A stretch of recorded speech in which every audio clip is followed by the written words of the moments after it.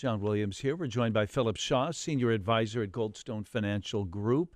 GoldstoneFinancialGroup.com is their website.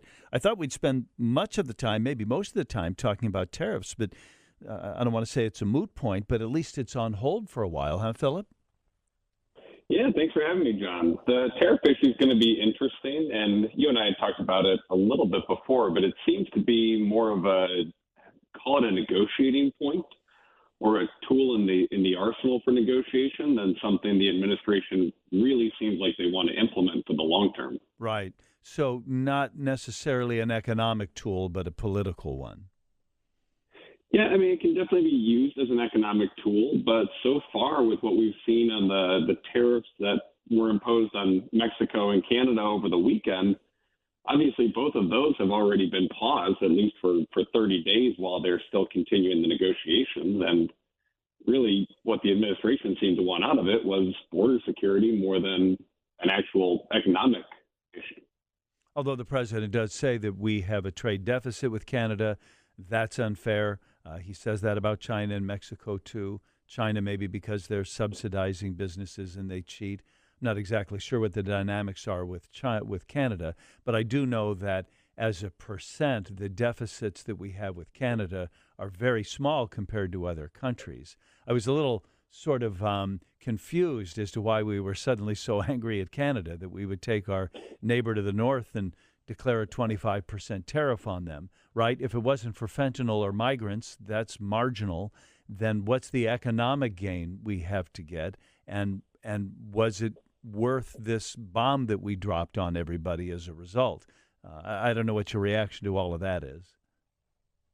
I mean, my initial impression is in line with what the administration said before, which is they're looking to try to bring manufacturing back to the United States and encourage some of the manufacturers that are, in a lot of cases, just across the border.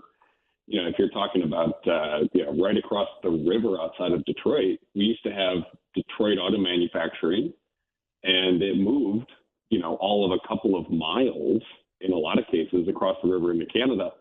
There does seem to be some motivation to bring that back and in general try to bring back some of the jobs that we used to have domestically back into the United States. Yeah. It seems to me that consumers are the ultimate, beneficiaries or victims of these sorts of policies, and that at the end of the day, the relationship between Mexico, the United States, and Canada, the car parts will travel sometimes a half a dozen times in between the two countries before we finally have a car, and that's because of scales of economy and efficiencies and government policies. But at the end of the day, you get a cheaper Ford in Chicago as a result of what's happening. Do you think that these policies that the president is asking to be changed, the changes he's asking for, do you think that would, say, affect the price of cars or blue jeans or cereal? And if so, how? I definitely think there are some areas that could see inflation because of this. I'm less concerned that it's going to be, a 25% tariff does not mean that everything we spend money on here is going to go up by 25%. That's certainly not going to be the case. For some things, some automobiles or other purchases definitely can. If you turn on any news outlet right now, you'll hear arguments both directions of, will this be inflationary? Will it not be inflationary? If a one car becomes more expensive, will I just buy a different one? For some of this, we're going to have to see what the long-term outlook is or what the long-term impact is. I think the biggest thing that nobody wants a tit-for-tat trade war between any of the countries or any of the bodies that we're talking about. We don't want one with Canada going back and forth. We don't want one with Mexico. We certainly don't want one with China. And I don't think China does either. Do you think, having just said that, isn't that in fact what we've just sort of asked for, though? Canada at least threatened a 25% tariff. Mexico's on hold as well, but we don't know how that's going to play out. China has, in fact, slapped tariffs on us now, right? China did respond, but they responded in a cautious manner. Yeah. China is a massive exporter. they really don't want to end up being on the receiving end of significant tariffs. They don't want to become the expensive place to manufacture because that is, to date, still a huge part of their economy. So it seems to have been measured actions going back and forth. We'll see what that looks like, but so far everything I've seen says we're dipping our toe in the water with this, but nobody's hoping for a significant, I call it tit for tat, back and forth on these things. You think that we've all overreacted to the president's plans? No, I don't think we've overreacted. I think it's a time with a lot of uncertainty. That's why everyone wants to talk about it and discuss it. Is we haven't seen this scale of action this fast really ever in our lifetimes. The last 2 weeks have been a whirlwind of new actions, of new policies, of cutting government spending, of negotiating with trade partners. It's been a whirlwind, and I think everybody's a little taken back of how to handle that and what's going to matter.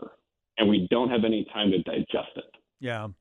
Well, I will ask you in a second, when will the consumers start to feel this? For instance, if manufacturing came back to the United States more robustly, I wonder how long before we actually see more American jobs. You can't just say, okay, we're going to start building more cars in the United States, or, we're going to suddenly get more lumber and therefore prices will go down, or it would take a while for us to feel the impacts of any of these things, right? I think that is years into the future. To your point, is you can't just flip the switch and turn a factory back on. I think that lead time is 2-3 years out at minimum in most of these cases. Yeah.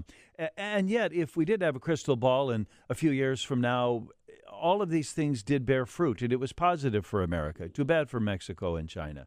But it was better for America, and that's what the president campaigned on. That's what people asked for. So perhaps in order to accomplish any of these things, you do need to move at breakneck speed. You do need to wield the big stick.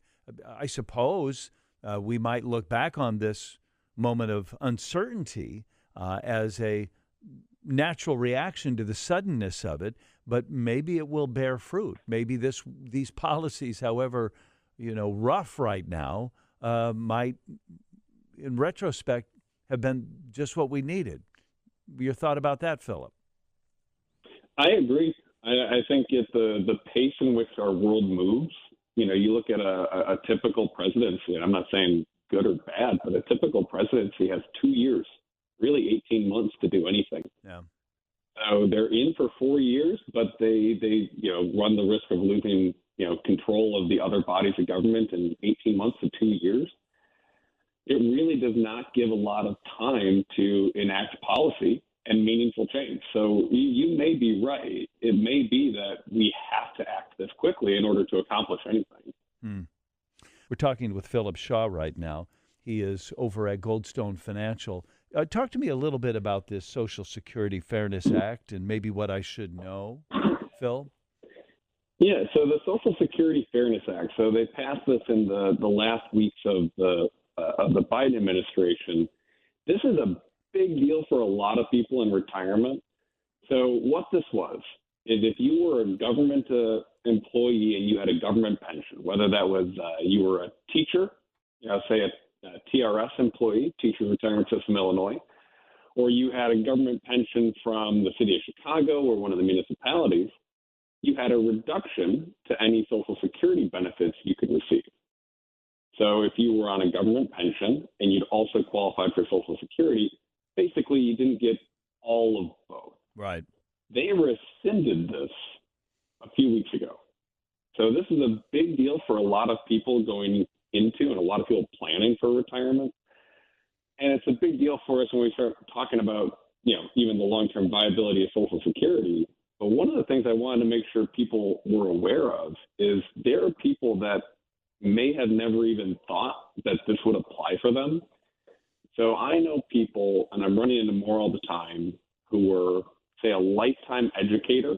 They worked for teachers' retirement system their entire career, and they never put in enough time to qualify for their own Social Security benefits. But they were married to somebody who did. Now, in the past, didn't bother to even file for the benefits because your pension would reduce anything you'd receive on a spousal Social Security benefit. Now that this has been rescinded, that's not the case anymore. So if you're married to somebody you didn't have to fulfill 40 quarters of benefits to receive their spousal benefits. So your spouse receives their full benefit, you receive one half of their benefit, and you never had to work day one in a job putting into Social Security. Wow. So these two programs, the GPO affects some 750,000 people, the windfall elimination, another 2 million. I think those numbers are low. I think there's a lot of people this applies to. So I know somebody who falls into that category, lifelong public employee, married to somebody who worked part-time at Marshall Fields or as a realtor or, in the private sector, but it was part-time for several years. Would that impact that family, do you think? Absolutely. So the spouse who's receiving Social Security on their what they call their own earnings record still receives all of their benefits. Their spouse can now go file as well and receive half of that as well. And if you're somebody who never, if you didn't file before and now you're, call it 70 years old, congratulations. You also deferred those years and have a higher benefit for it. Yeah, right. How far back does this go? Are they making it retroactive for all the years that you weren't getting the money that you could have? It'd be nice if they did, but it's going back to the beginning of 2024. Okay. So they're going to pay retroactive for last year. They're going to pay the higher amount going forward. The downside is we don't know when they're going to fix it. Right. They're saying it might take as much as a year before they actually have this settled and squared away.